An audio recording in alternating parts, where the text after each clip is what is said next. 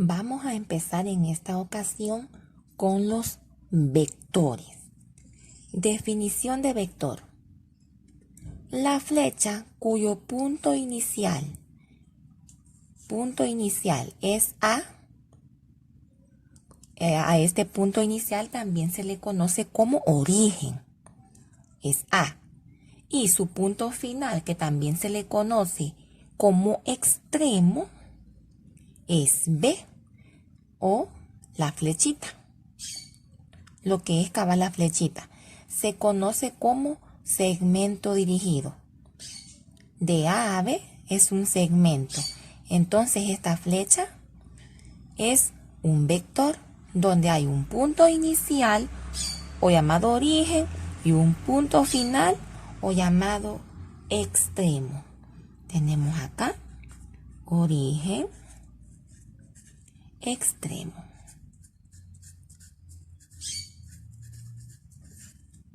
Así es como se define un vector y se expresan de esta manera. Se simboliza así. ¿Y cómo se lee esto? Esto se lee vector AB.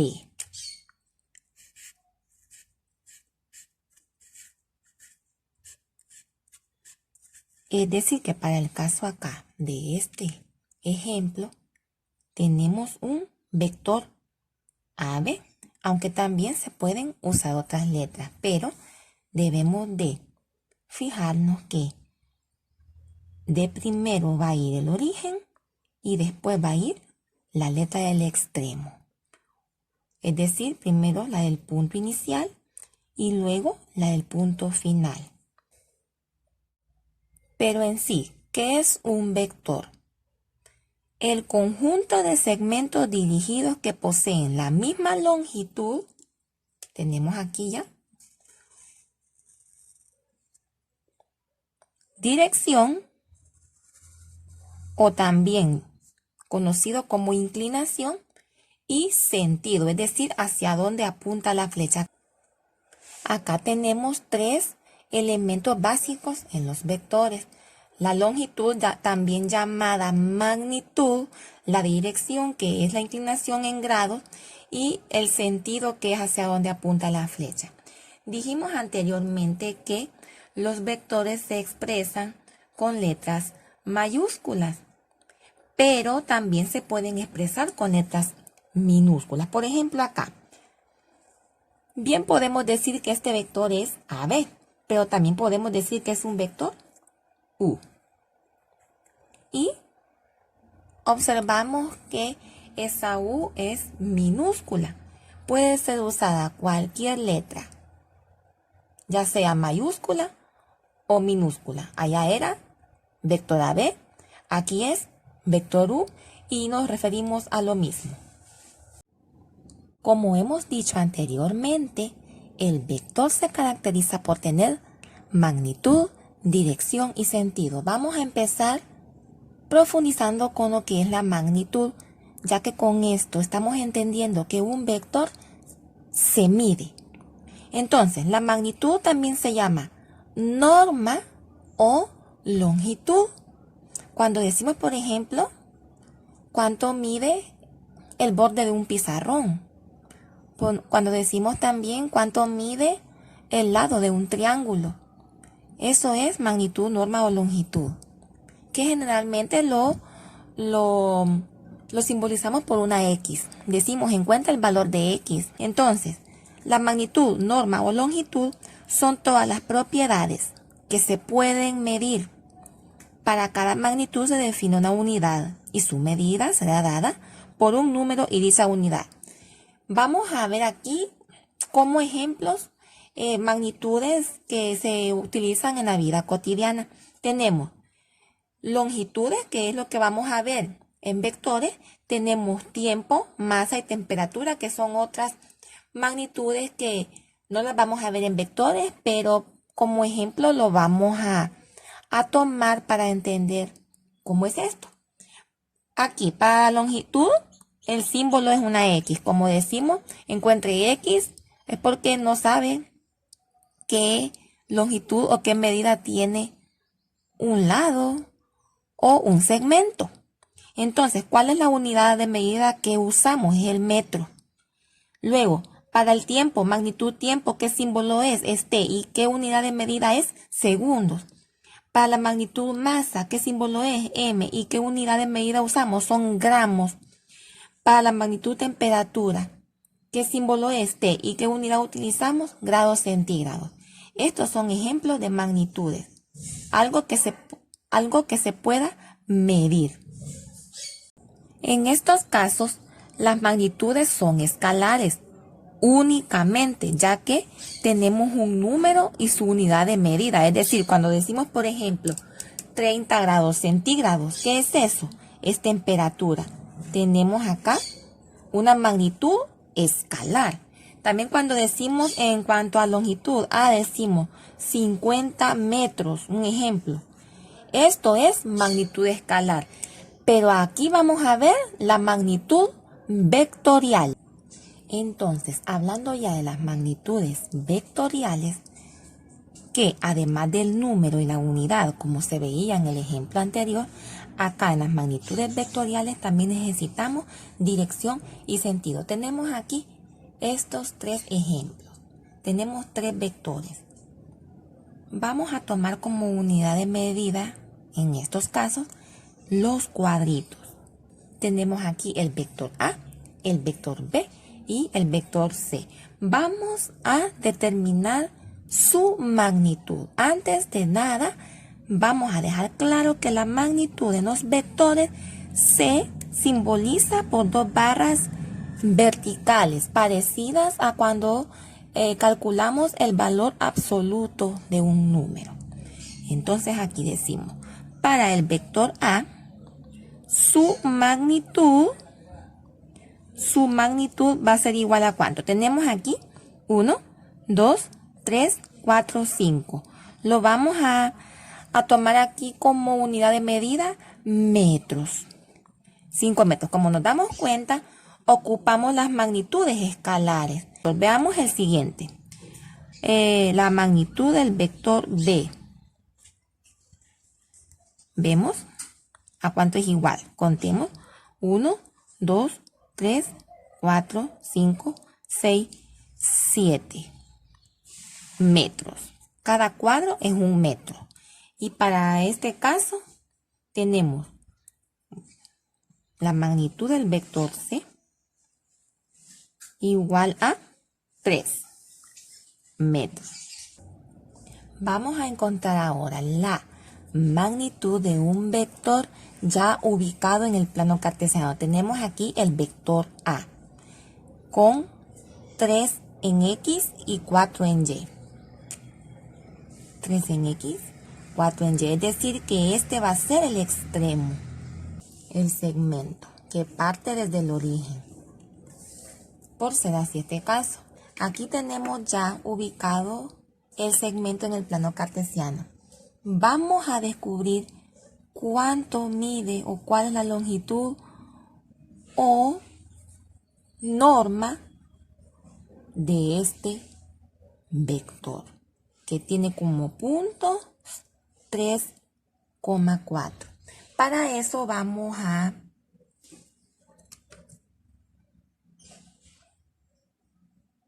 trazar una línea vertical que es paralela al eje Y. De esta manera acá me forma un ángulo recto y el eje X sirve como cateto. Es con la línea que acabamos de trazar.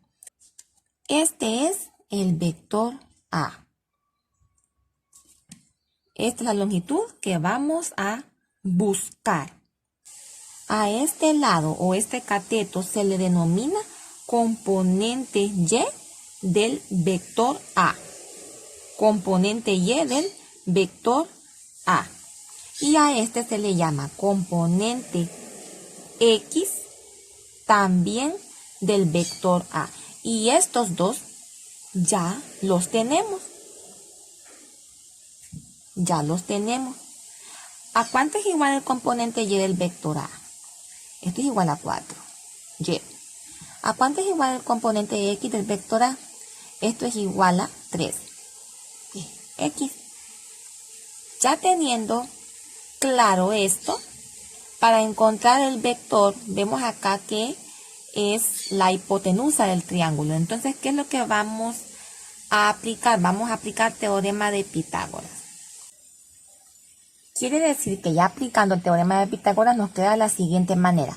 La magnitud del vector A elevado al cuadrado es igual a la suma del cuadrado de sus catetos, que son el componente de X del vector A y el componente de Y del vector A. Entonces decimos la magnitud del vector A elevado al cuadrado va a ser igual a X al cuadrado. ¿Quién es X? Es 3. Más Y al cuadrado, que es 4. Luego acá, la magnitud del vector A elevado al cuadrado va a ser igual aquí. 9 más 16. Y esto, la magnitud del vector A elevado al cuadrado es 25. Sabemos que para deshacernos de este cuadrado debemos extraer raíz cuadrada a ambos miembros. Aquí, elevado al cuadrado, afuera, ¿verdad? Y esto, raíz cuadrada. Luego, nos deshacemos de esto y nos queda que la magnitud del vector A va a ser igual a 5. Tenemos entonces la norma, longitud o magnitud de este segmento que está acá en rojo, del vector A.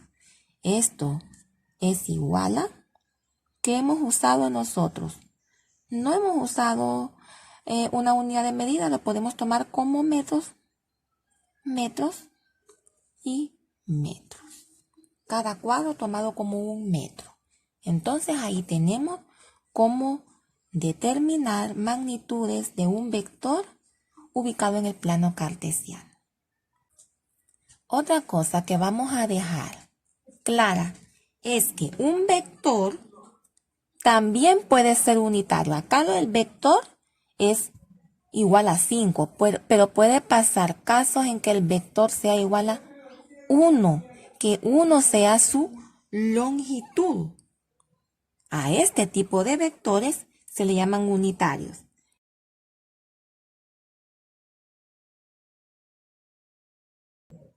Y acá tenemos vector unitario, es aquel donde su longitud es 1, es decir, magnitud del vector U es igual a 1. Esto puede ser centímetros, metros, pero igual a 1 simplemente. Debido a que pueden haber vectores desiguales, vamos a hablar de cuando unos vectores sí son iguales. Dos vectores, vector A y vector B, van a ser iguales si los segmentos dirigidos que los representan tienen la misma magnitud, dirección y sentido. Es decir, uno se obtiene del otro por medio de un desplazamiento paralelo. Veamos estos dos vectores, vector A y vector B. ¿Son iguales? Claro que son iguales. ¿Tienen la misma magnitud? Claro que sí. Los dos miden lo mismo. ¿Tienen la misma norma o longitud? ¿Tendrán la misma dirección? También tienen la misma dirección porque tienen la misma inclinación. ¿Tendrán el mismo sentido? O sea, ¿hacia dónde apunta la flecha? También. Vemos que acá la flecha, haciendo un análisis así, podemos decir, bueno, la flecha apunta hacia abajo a la izquierda, tanto del vector A como del vector B. Claro que sí, es bueno el análisis. Y por eso que cumple con las tres condiciones de magnitud, dirección y sentido, estos dos vectores A y B se consideran iguales. Y también por lo mismo que dice al final, que uno se obtiene del otro por medio de desplazamiento paralelo. Es como que este vector B lo mueva y lo quiero superponer en el vector A y va a quedar exactamente encima del otro. ni siquiera se va a distinguir que hay dos, se va a ver como uno solo. Por lo mismo del paralelismo. Paralelismo porque la misma distancia que hay aquí es la que hay también en el extremo. Como acá estamos usando cuadrícula, vemos que en el inicio vamos a contar los cuadritos para darnos cuenta sobre lo del paralelismo. En el origen de ambos vectores 1, 2, 3, 4, 5, 6, 7, 8 hay 9 cuadritos. Veamos en el extremo. 1, 2, 3, 4, 5, 6, 7, 8, 9. Y así, de un vector a otro, hay 9 cuadritos de distancia. Eso es paralelismo, que en todo el vector hay a la misma distancia con el otro. De manera que cuando se mueva, se pase así tal cual, hasta ponerlo en el otro. Y ahí nos damos cuenta que son vectores iguales. Si por ejemplo este vector B fuera un poco más inclinado para acá, para la derecha, o sea que su dirección fuera diferente, y si lo queremos superponer, no nos va a quedar bien, porque no es paralelo. No hay mismas distancias de uno con el otro. No hay la misma dirección. Entonces son vectores desiguales. Pero en este caso, al mantener el paralelismo, lo consideramos como un vector igual, y también porque tienen la misma distancia y apuntan a la misma dirección. El ángulo entre dos vectores se puede medir al unir por los puntos iniciales, o también llamados origen, ambos vectores, y se utilizan valores de 0 grados hasta 180 grados. Tenemos aquí los ejemplos. Vector A con vector B, unimos los dos puntos iniciales y formamos ángulos entre dos vectores. Dos vectores, vector U y vector B, son ortogonales si el ángulo formado entre ellos es un ángulo recto. Tenemos el caso aquí planteado. El vector U con el vector B, al unir sus dos orígenes, formamos aquí un ángulo recto. Estos vectores ya tienen este sentido, este y este sentido, este. Por eso es que hace que al unirlos ambos formen un ángulo recto, al igual que en este ángulo. Para este vector, esta es su dirección y es su sentido. Y de igual forma, para el vector A, esta es su dirección y es su sentido. Lo que hace que al unirlos formen este ángulo, que para este caso, este no es un ángulo recto, pero sí los vectores pueden formar ángulos, entre ellos los llamados ortogonales, que forman un ángulo de 90 grados. Y esto ha sido todo sobre introducción a los vectores.